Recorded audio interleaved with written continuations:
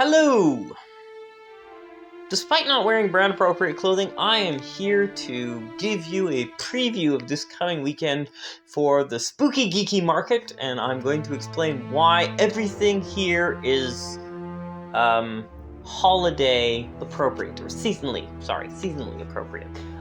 Welcome to another unscripted, completely uncut or whatever video. I'm Stuart Blanchet, I'm Wild Dragon Games, and this is everything that you will ever find at the Spooky Geeky Market this weekend at my table. Well, not quite, actually, because I will have a friend with me, and I will have a local budding artist, someone different from the person that I had at the Edmonton Expo, so they'll have their own thing, and that's going to be kind of cool. So let's get started. Now, as you know, probably, maybe not, I'm currently kickstarting Human Hunter Monster Cannibal, so the game will be there, and I will be showing it off to anybody who wants to take a look and visit the booth. I still don't know my booth number, but I mean, I definitely recommend going to the Spooky Geeky Market because, well, it's for a good cause. It's entry by donation. It's cosplay friendly, which I'm looking forward to. I don't cosplay. I'm looking forward to other people's cosplay.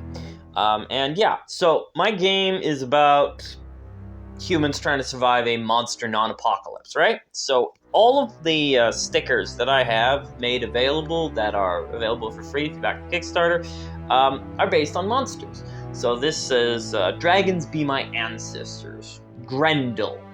I mean, you've got a D&D reference there, and you have complete chaos behind him. Grendel is scary. He's apparently evil, and, you know, he eats warriors until Beowulf kicks his... Yeah, I'll have to censor that. We have Too Busy Playing, which is a completely different fortress, but of course it is Halloween, so it's appropriate that children play with things like, you know, rituals and Ouija boards and calling, you know, the undead, or whatever. We have Knowledge is Power. If you do any of those things, using Ouija boards or calling the undead or trying to make bargains with devils, you get possessed, like Alice Liddell. I think that's funny, but I'm weird. Speaking of Alice Liddell, we have the Jabberwock. Thrives on chaos. Well, of course it does. It's the Jabberwock. I mean, not much to be said there. It's a monster. Then we have the Remember, when performing magic, don't feed the rabbit, because then the rabbit will tear out your throat. That's pretty scary, right? Very appropriate for Halloween. And then we've got the Sphinx playing with the world, because, you know, it's a Sphinx. Sphinx is a monster. It's Halloween. Monsters, Halloween. Speaking of monsters, if you want all 36 monsters from my game around your neck, that's what this is. It's a lanyard with all 36. Yes, all of them. Because this break here used to be a world, and it's not there anymore. So if that doesn't float your boat, then we also have the Monster Sanctuary keychains. Light your way through the dark on Halloween night while you go trick-or-treating. I think it's great and appropriate. Then there's Monsters Around the World. Enamel pins. These are really nice. They've got some weight to them. And we have some curse tokens, which you can use for any particular game that you need, or for, you know, the trick-or-treat as being a trick, potentially. I don't know. They're cursed, though, so watch out. I won't be selling my game because it's currently being kickstarted, but I will be showing it off. So then we have the Finger Booty, which you can carry severed fingers in, or your lip salve, or, you know, your various other lip balm type things. But isn't it just the perfect size to carry a finger in? And I think that's great. Add it to your costume and carry around the dead fingers of your enemies. And if you need something for your dice or for your spell components, we've got these pouches. My sister did the crocheting on these. I think they're great. Yeah, stop by the booth, get these things. And maybe not appropriate for the current season, but certainly appropriate coming up, are these poppies, which my sister threw together. They will be $5 each until as supplies last, and they're not going to last very long, I don't imagine.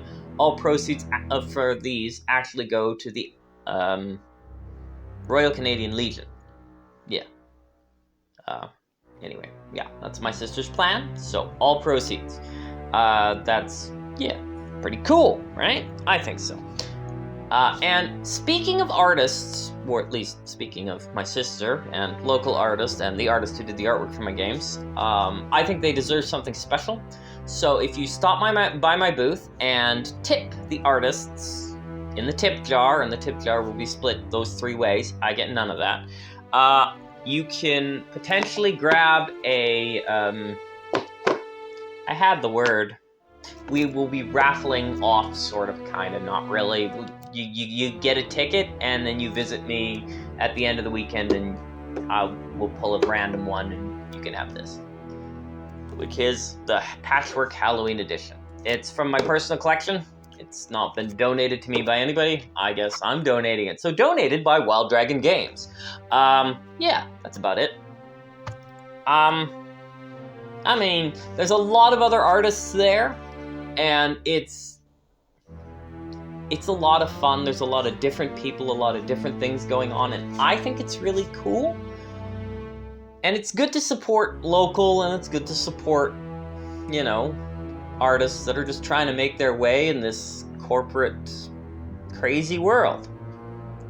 So stop by the booth, visit with an artist, a local artist, visit with me, visit with my friend, assuming that he's around, visit with whoever drops by, wear a costume.